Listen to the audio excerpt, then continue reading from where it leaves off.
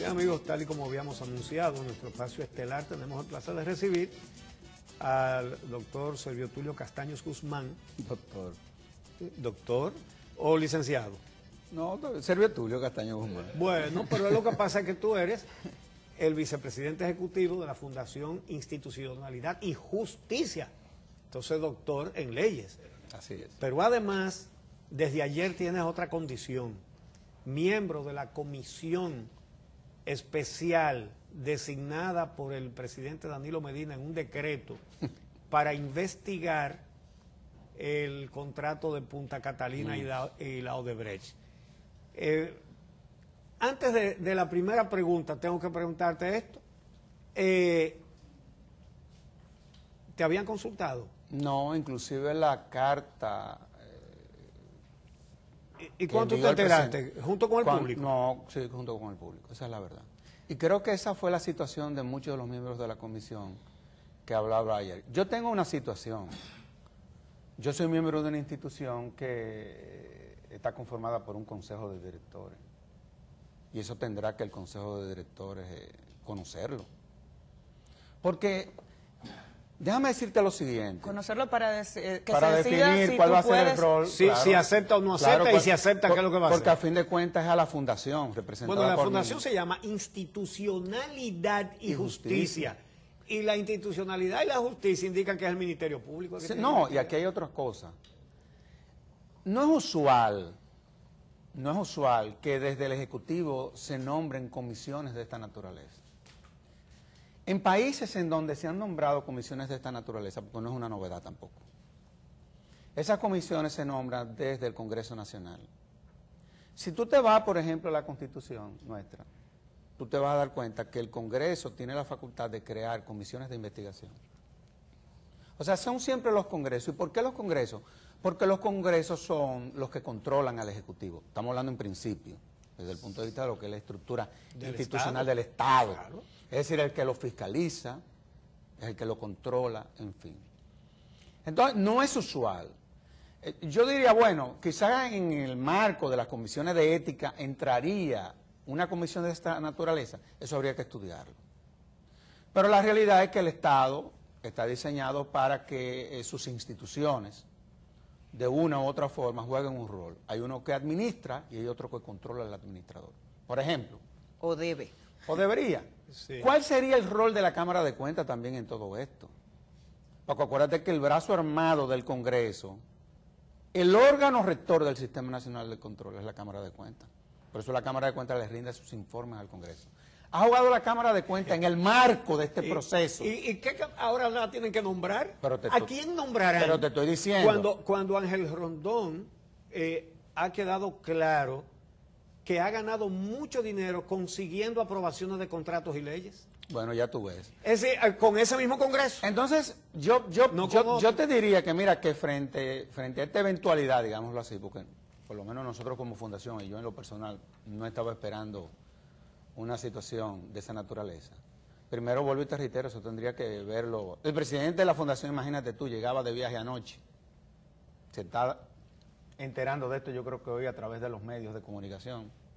Y eso hay que plantearlo al Consejo de Directores. Pero vuelvo y te reitero, habría que ver cuál va a ser el rol de esa comisión.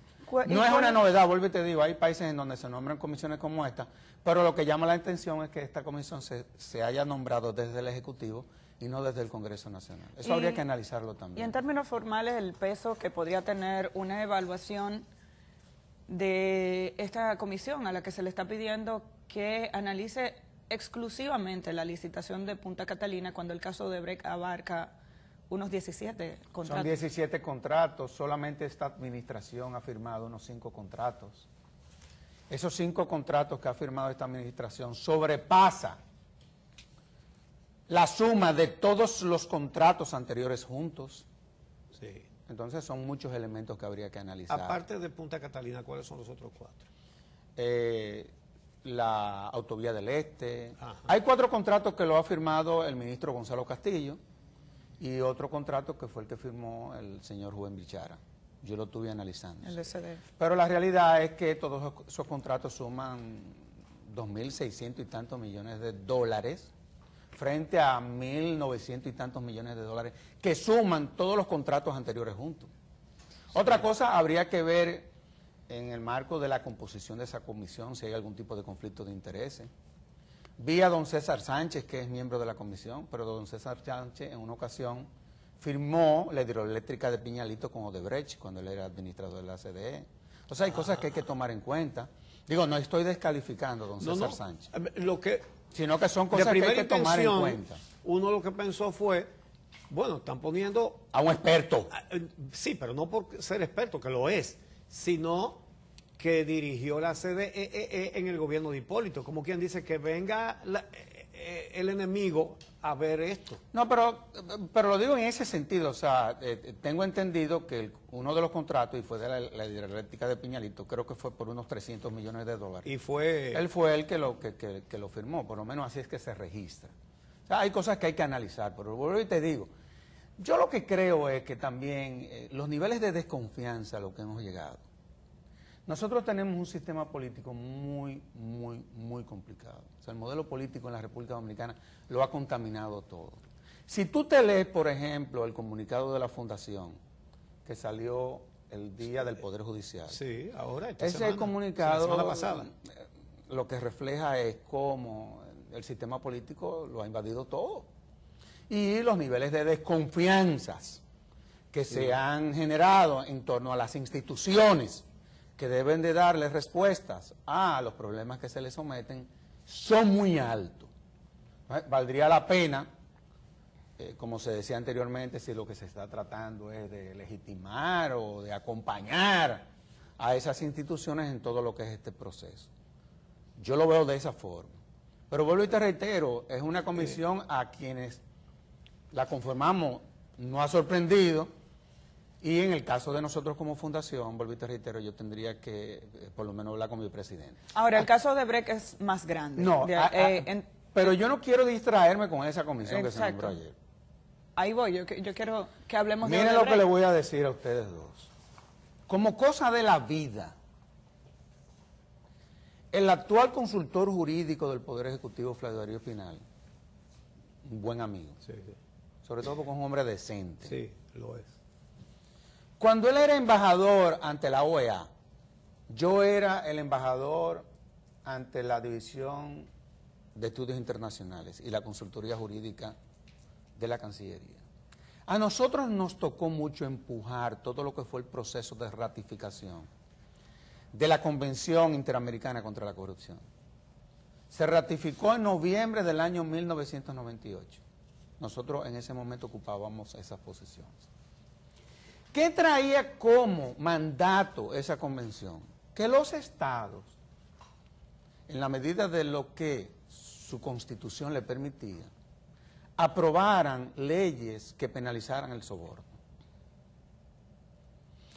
Y eso entonces trajo como consecuencia que se promoviera desde el Congreso de la República y en el 2006 se aprobara la ley 448-06 sobre soborno.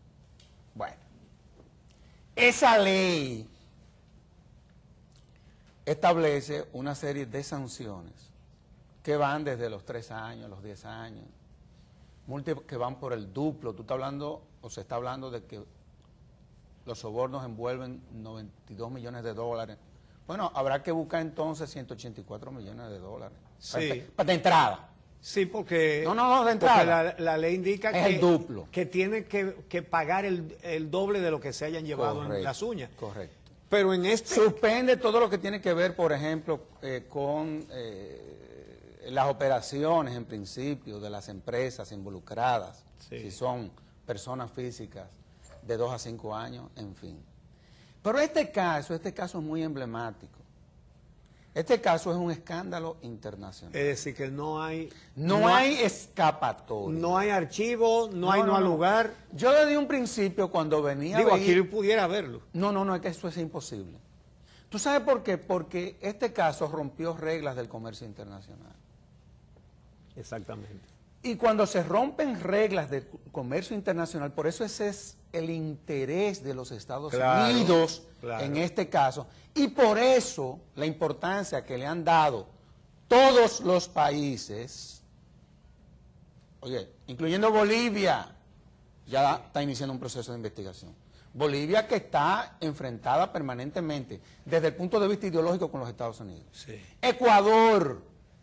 Hay que ver las relaciones que ha tenido el presidente de Ecuador con su homólogo en los Estados Unidos. Washington nunca ha querido saber del Correa. presidente pero Correa. Correa, ¿qué hizo desde un principio? Un allanamiento de noche. No, por un momento. ¿Qué hizo el de Perú? ¿Acaso las relaciones de Perú son mejores que las que nosotros tenemos con los Estados Unidos? Exacto. Yo creo que no. No. Brasil. Porque ¿qué es lo que pasa? El 62% del comercio internacional mundial se hace con la moneda del dólar. ¿Tú estás oyendo cómo es esto? Y esta clase Y de este negocio- tipo de cosas tienen un impacto. Entonces, cuando se dan situaciones como esta, esto hay que llevarlo hasta las últimas consecuencias. Y yo he dicho que a nosotros como país no nos queda de otra. Otra cosa. El viernes que viene se va a juramentar, el otro viernes, Donald Trump. Donald Trump lo han calificado como una persona volátil, 60.000 cosas diferentes. Pero Donald Trump, respecto al tema de la transparencia, si tú lees su programa de gobierno, tiene una agenda muy sólida, independientemente de lo que fueron sus prácticas en su vida empresarial. Porque él no ha sido transparente. En su vida empresarial. Entonces, yo digo estas cosas para que estemos conscientes de que este es un caso que hay que llevarlo hasta el final, si no lo vamos a pagar bien caro. Aparte de que, oye, Uchi, yo creo que nos han dado la oportunidad. Yo creo que no han dado la oportunidad. Bueno, porque no han entregado el caso en las manos. No te creas que aquí hay que averiguar tanto. No. No, porque el acuerdo de la convención y la ley de nosotros, sobre todo la convención establece que al Estado al que tú le solicitas sobre la base de un soborno, una información, está en la obligación, independientemente de que el caso esté cerrado, porque hasta eso se ha alegado, que el caso en los Estados Unidos se cerró y que eso va a traer algunos inconvenientes, porque en los Estados Unidos cuando los casos se cierran, no hay forma de que se abran. No. Es que aquí se establecen una serie de mecanismos que no le queda al Estado, a quien se le solicita la información, a que esté en la obligación de dar. Entonces no hay de otra, ¿eh? Pero eso no es tan fácil. Aquí lo que hay que sentarse Eso en el no es tan banco de la fácil porque esperanza y llenarse de paz. Lo que pasa es que este caso embarra al gobierno, al partido. ¿Y tú crees? No, en este caso embarra el sistema político. Sí. Porque oye, que lo que pasa... Hay mucha oposición callada. No, también. pero espérate. No, espérate. Cuando tú lees la ley de compras y contrataciones, y esto lo voy a decir con responsabilidad, a fin de cuentas los hombres son los que representan, dicen por ahí. Pero cuando tú te lees esa ley, y eso yo lo he hablado con Yocasta y con algunos de los muchachos ahí que trabajan con ella, que tú conoces muy bien. Pero esa es una herramienta que lo que procura es financiar el sistema político en la República Dominicana. Ley 340-06. Pero claro, esa ley no penaliza o no impide que un funcionario haga ningún tipo de negocio con el gobierno. Sin embargo, siendo funcionario. Sí, sin embargo, en el artículo 66 dice, aquí la tengo, los contratistas o concesionarios podrán ser pasibles de las siguientes sanciones en caso de soborno. Numeral 4, rescisión unilateral sin responsabilidad para la entidad contratante. Numeral 5, inhabilitación temporal o definitiva conforme a la gravedad de la falta. Y estas sanciones se aplicarán en caso de dádivas, comisiones o a funcionarios de las entidades públicas. Pero también en el artículo 11 dice que las prácticas corruptas o fraudulentas comprendidas en el Código Penal o la Convención Interamericana contra la Corrupción serán causales determinantes de la rescisión de contrato ipso facto. Ipso facto, claro, ipso facto, unilateralmente. Aquí no hay que estar andando con arbitraje ni nada de esas cosas. Servio, ahora, como se ha alegado también. Sí. Ahora vuelvo y te reitero. Ahora, yo no entiendo cómo frente a estos escándalos, que son evidentes, son muy evidentes. Por ejemplo, tú sabes que nosotros como fundación hemos tenido un discurso en contra de la bendita OISOE. es una usurpación oficial de funciones. Claro que sí. Además, de obra desde pública. el punto de vista constitucional, eso es inconstitucional totalmente. Y una contradicción con su nombre. Pero me llama la atención de que en estos días el gobierno anunció que se le van a asignar 5.300 millones de pesos a la UISOI para que continúe con los trabajos de remodelación del Darío Contreras. Entonces, así no. Vamos a hacer una pausa y regresamos. No, esto lo vamos a tener que Para- tratar con sinceridad. Regresamos para la parte final de esta conversación con Servio Tulio Castaños, vicepresidente ejecutivo de Finjus, y además nombrado, ya no voy a decir miembro porque él dice que tiene que consultar, Claro que sí. nombrado ayer por decreto del presidente Como tendrá que, en una comisión. como tendrá que consultar Pedro Brache, que se juramenta hoy como presidente del CONE. Él tiene su consejo también. A lo hoy que se pusieron juramenta. como presidente del CONEP. Bueno, pero ya se sabía Ya es que él electo. había sido electo. Pues regresamos en un momentito.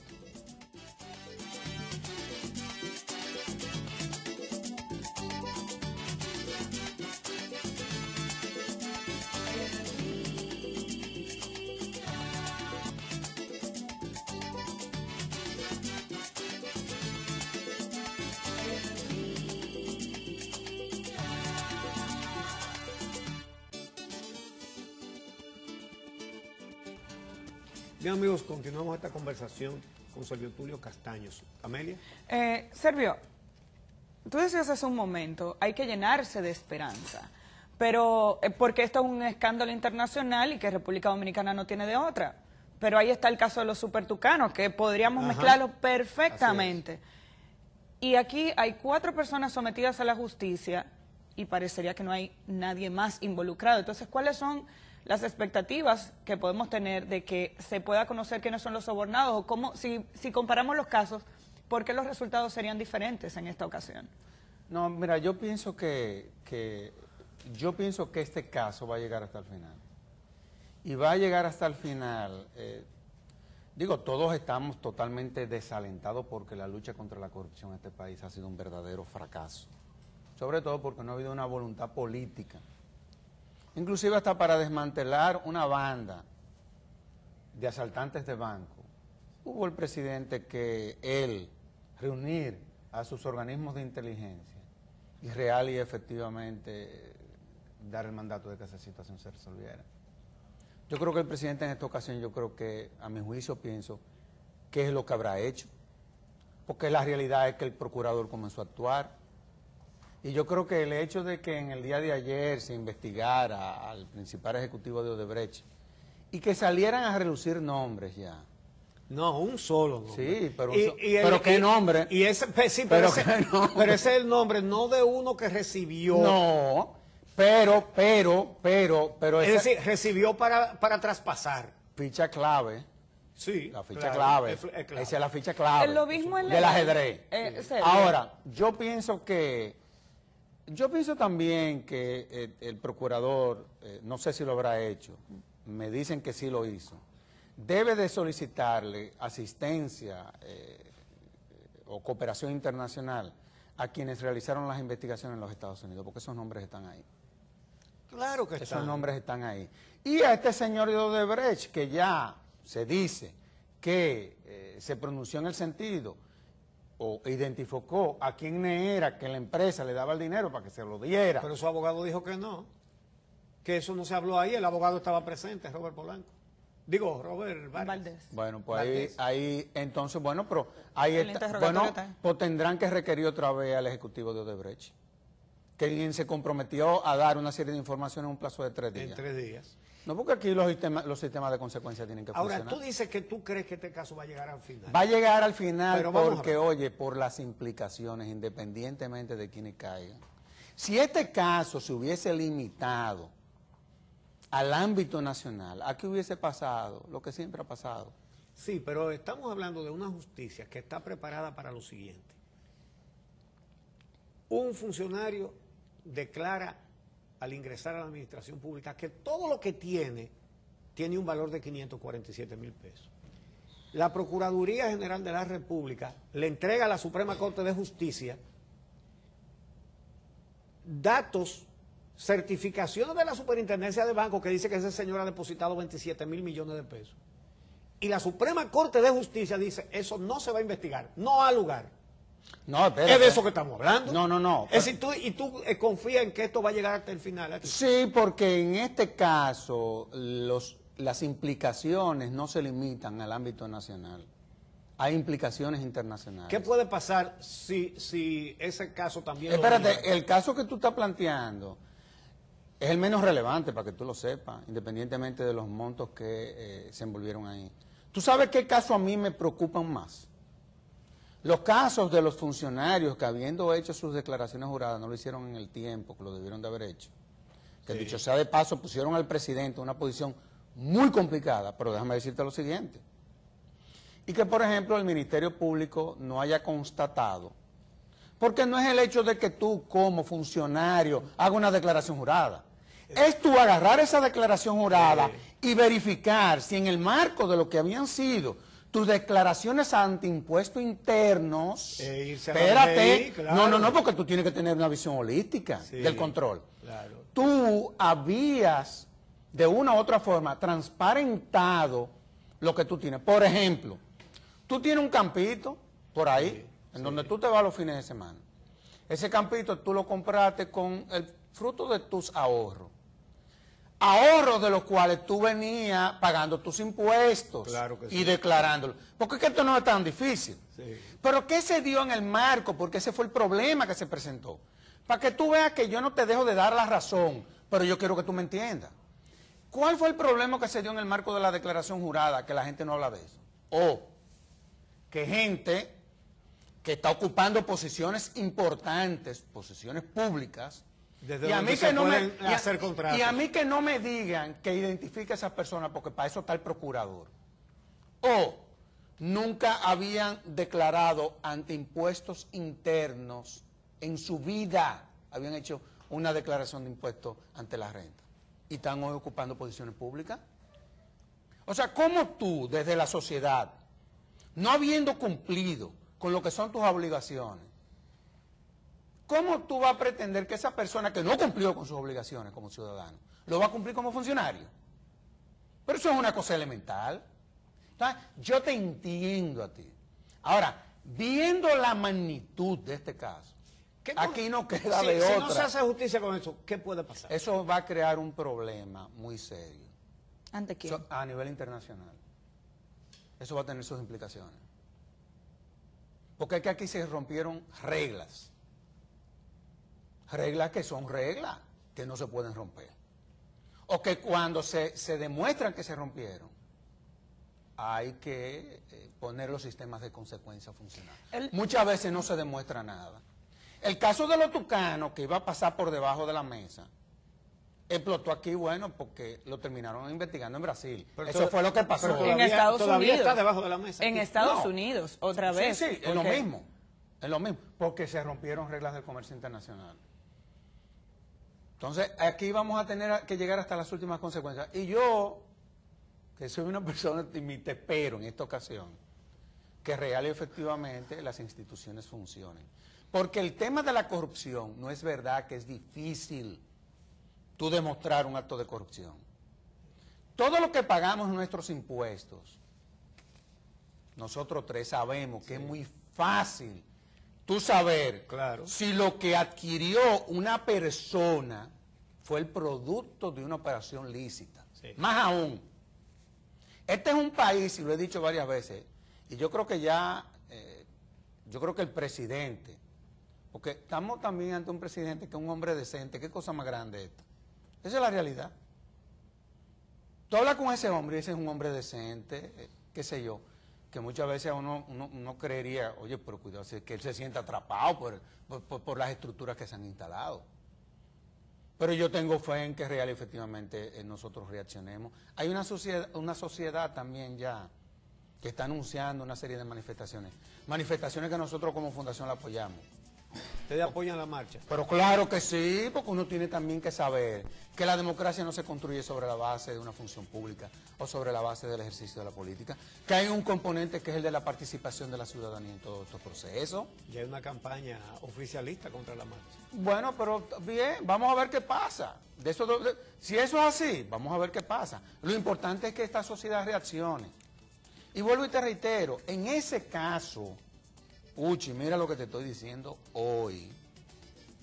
Yo no sé cuántos fueron los que se metieron en eso. Pero los 2, 3 o 4, 5, 6 traviesos que se pusieron a hacer cosas ahí, que se preparen, que van a tener que asumir las consecuencias. A mí no me cabe la menor duda. Palabras apropiadas para terminar el programa, que ya se nos acabó el tiempo. ¿Cómo va a ser? Palabras lapidarias, que se preparen. Ya veremos si los hechos te dan la razón. Yo espero que así sea. Muchas gracias, Servio Tulio. Señores, el vicepresidente ejecutivo de la Fundación Institucionalidad y Justicia, y nombrado ayer por decreto del presidente. No, pero tú estás hablando de eso como de una forma... Eso es lo menos relevante, ¿eh? Lo relevante es eso es muy relevante porque eso es actualidad importante. Sí, pero no nos desenfoquemos, ¿eh? No nos desenfoquemos. Bueno, señores, no se desenfocan ustedes tampoco, que mañana estaremos aquí a las 6 de la mañana esperando, como siempre, su compañía.